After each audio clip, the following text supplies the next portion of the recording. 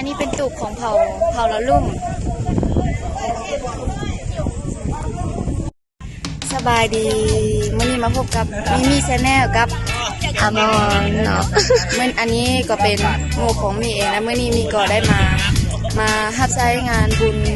อะไรก็บุญกระเลิกบุญของเผาบุญกินเสียงแล้วนะเผาเพลงใหม่สักมื่อนี้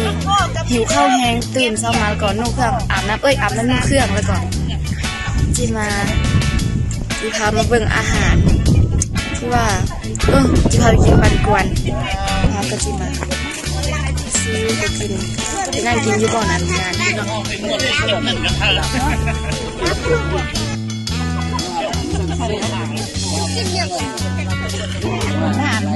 ซื้อเลี้ยงไว้แล้วแม่ไปเอาเครื่องมาเลยก่อนตอนแรกมันกินแล้วมันตั้ง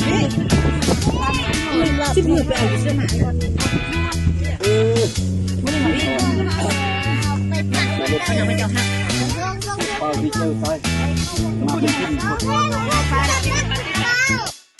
และตอนนี้มี่ก็อยู่กับ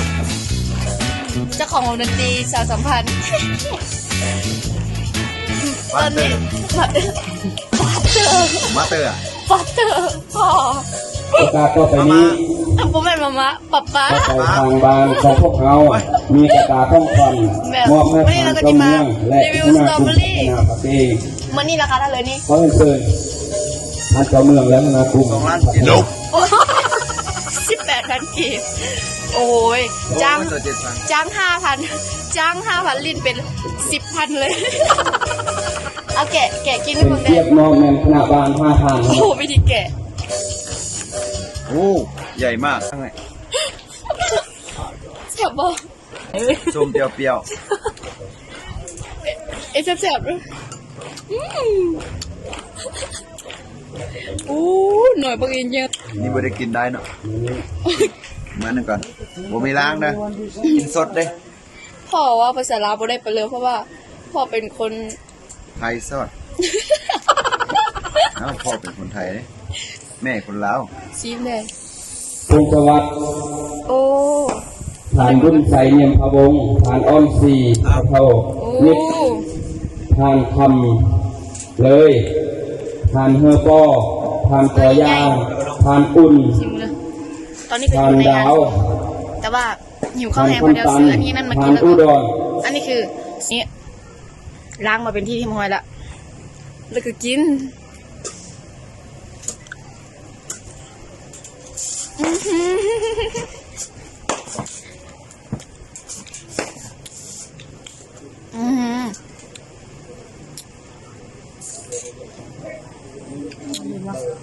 รสชาติแบบเอาอะไรชื่อมีอย่างนี้เนาะผ่านพงศวัฒน์ผ่านรุ่นใส่เนียมพะวงผ่านอ้อมสีพวกเขานี้ผ่านคำเลยผ่านเฮอป้อผ่านต่อย่างสตรอเบอรี่เยอะๆป่ะแม่เยอะๆบ่แม่นสตรอเบอรี่เยอะๆจ้ามาแม่กินมั้งใช่ปะกินซะเลยใช่ปะส้มตัวหวานฮะหวาน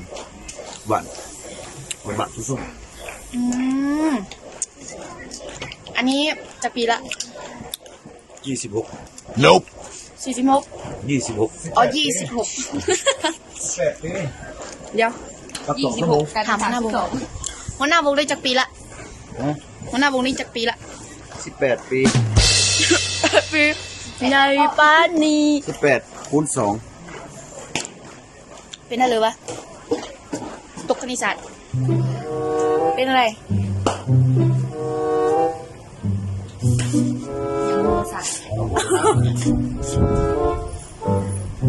เพื่อให้งานมันลืมมาต้องกินแล้วรสชาติแซ่บเหมือนบ่แซ่บส้มลืมล้างเหมือนบ่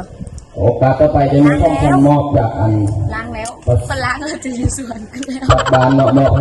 ทางตัวมาตูกายาพงซ่าอันนี้เป็นตูบของเผาละลุ่ม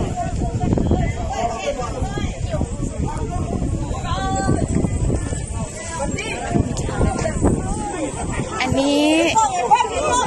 ตูบเผากระมูกนะที่มีผักในบนนี้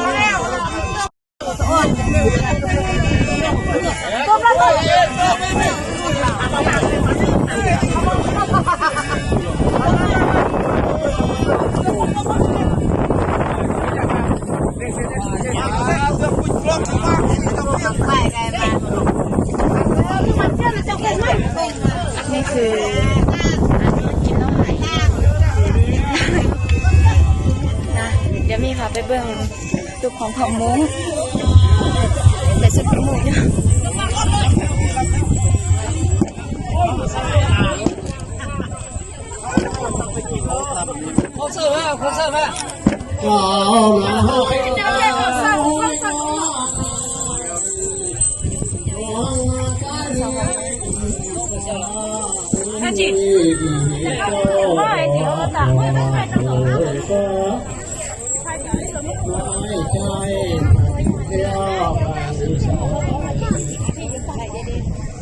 แล้วนี่ก็มาในชุดของเผ่ามงมาหลาย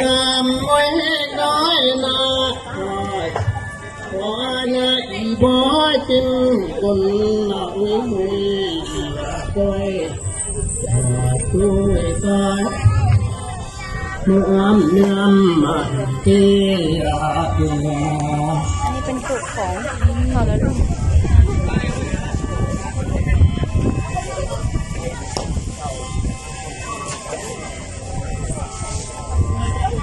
ผมนาตาโอ้ยย้อนนายเชื่อเนื้ออีเนื้อบ่โอ้ยโอ้ยอย่าอม แล้วนี่ก็ได้มาใน เพื่อนโอ้ยตา นี่ก็มาในชุดของเผ่ามุ บ่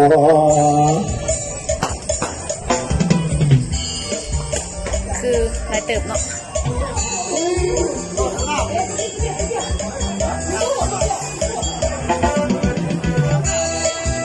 พี่ก็จะพาไปเบิ่งวัดเป็นวัดผาเก่งน้อย เป็นวัดของบ้านนี้อะไรและตอนนี้พี่ก็จะพาไปเบิ่งวัดนมเนาะไปเบิ่งวัดผาเก่งเนาะวัดอีกหอบวัดผาเก่งน้อยเอ้ยบุ้ยอีกหอบเลยนะยังไม่ได้ไปเลยเนาะอันนี้ผู้บ่าว และตอนนี้ก็ได้ซื้อสตรอเบอรี่มาอีกรอบ เพราะว่าอยากกินก็ไม่รู้ว่าเป็นแบบสงสัยหิวเดี๋ยวได้สัมภาษณ์ผู้สาวนี่ก่อนเดี๋ยวขอสัมภาษณ์ด้วยผู้สาวสบายดีชื่อพี่เลยนี่นะจะมีจักปีแล้ว18 ปีเป็นชนเผ่าเลยชนเผ่ากำมุสบายดีว่าเนี่ยเลยสบายเลยขอบใจเด้อมันก็เป็นอะไรที่แบบก็แฮปปี้อยู่เด้คนนี่เพิ่นแบบเป็นคนที่ว่ามักม่วนแล้วก็เป็นกันเองมีการต้อนรับอย่างดีต้อนรับอย่างเป็นมิตรทุกคนเนี่ย ตอนนี้ก็ย่างมาได้ประมาณครึ่งแล้วเนาะอีกหน่อยเดียวก็ฮอดละเขาขึ้นทางหลังเนาะมื้อนี้เนาะบ่ต้องมาขึ้นทางหน้าต้องไปเบิ่งวิวงามๆมาปั่นพ่อแม่พี่น้องชาวเน็ตเบิ่งมาเฮาว่าภาษาไทยเด้อโอ้ my god นั่นบัฟฟาโลแน่อังกฤษก็มาแล้ว ไม่นะเราต้องพูดภาษาไทยอ๋อไม่มื้อนี้เราต้องเล่าแต่ภาษาไทยโอเควันนี้เราต้องเล่าแต่ภาษาไทยห้ามเล่าภาษาไทยไม่ห้ามเล่าภาษาลาวเด้อห้ามเล่าภาษาลาวผู้บ่าวแม่เขา Nope อันนี้คือเพื่อนเอิญว่าผาเก่งน้อยแบบมีคนมาบูชาอะไรประมาณนี้แหละแต่ก็บ่ฮู้ดอกประวัติความเป็นมาฮู้แต่ว่ามันเป็นเพื่อนเอิญว่าผาเก่งน้อยอันนี้ก็ฮอดทางขึ้นวัดเป็นที่เรียบร้อยเลยวัดผาเก่งตอนนี้กำลังย่างขึ้นไปแล้วนี่น่ะได้งามแท้ๆงามแต้ๆน่ะเจ้าเฮาจิเว้าภาษาไทยก็ได้บอกภาษาไทยลืมจะไม่ภาษาหรือต่อภาษาพวกกันมันสอดนี่ที่เห็นทางหลังก็เป็นอีกอย่างวะเส้นทางมันเป็นเส้นทางจุดหมายไปทางต้นทางที่ว่ามีมาเนาะแล้วก็เมื่อยโอ้ my god บุเป็นเรื่องโอ้ my god เลยขาซื่อว้าวเห็นวิวแต่ว่าบ้านคนนี้อยู่ทางหน้าขึ้นหลายๆอันนี้จิ๊บนี่ค่ะมันก็มีน้องๆในเรียนขึ้นมาเล่นนี่มากที่สุดก็คือ ตรงนี้ถ่ายรูปนายจะงามว้าวเคยเห็นแบบมาเป็นครั้งแรกของชีวิตเลยนี่ฮัลโหล ก็บอกแล้วเด้อว่าสิบอกภาษาไทยบ่ตกดอกเสียวอันนี้แบบสีไม้ลายมือเพิ่นสุดยอดนี่นะมามีจีหาไปเบิ่งออมหอบกันสาธุเด้อ อันนี้คือเจดีย์ถ้าเจดีย์ที่บอกอันนี้คือศาลาวัดอันนี้คือวัดบ้านพระเก่งหน่อยนี่ง่าวัดว่ะอันนี้เพื่อนก็แบบเพื่อนมาแบบบ่แม่นเพื่อนมาเพื่อนไปห่วมพิธีเพื่อก็เลยเงียบน้อยนึง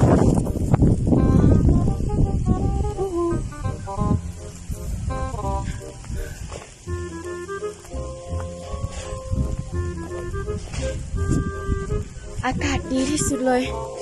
โอ้เห็นเส้นทางเลยนะเส้นทางเรียบตามภูเลยนั่นคือเส้นทางที่ว่านี่มาแต่ว่าทางนี้มันขึ้นกับแขวงหลวงพระบางเห็นทางเตอร์แล้วมันขาสัน เห็นเสียนขาห้องกันบวยแล้วตอนนี้ร้อนไรอันนี้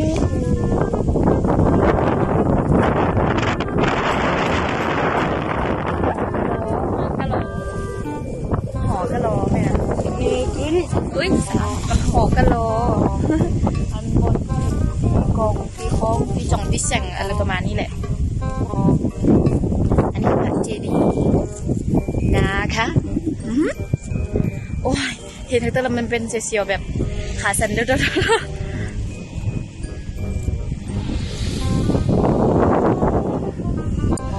ก็มาเป็นครั้งแรกเนาะถ้าว่าแบบผิดพลาดแบบนี้นะขอโทษหลายๆเพราะว่าบ่ฮู้เท่าถึงการเลยสิจ้ะมาเป็นแค่ดำอีการเป็นจิตเยี่ยมจังไปแล้วแค่ละ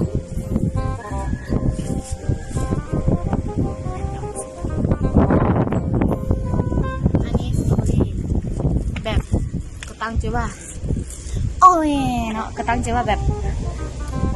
ซื้อมากินแต่ก็บอกว่าจะกินเวลาลืมจะพูดขึ้นมารีบมารีวิวสตรอเบอรี่นี่ราคา 18,000 กีบบ่ได้ตั๋วด้วยจ้า 18,000 กีบต่อบ่ได้ด้วยจ้า มันน่าจะแพงนะมันอันนี้เราบอกสูตรหรือว่าปุ๋ยประมาณนั้นเลยแต่ตอนนี้เขาก็จีกลับไปอย่างถึงก็คือบอนเพื่อนอันฉลองบุญทะเลไปกลับกันเลย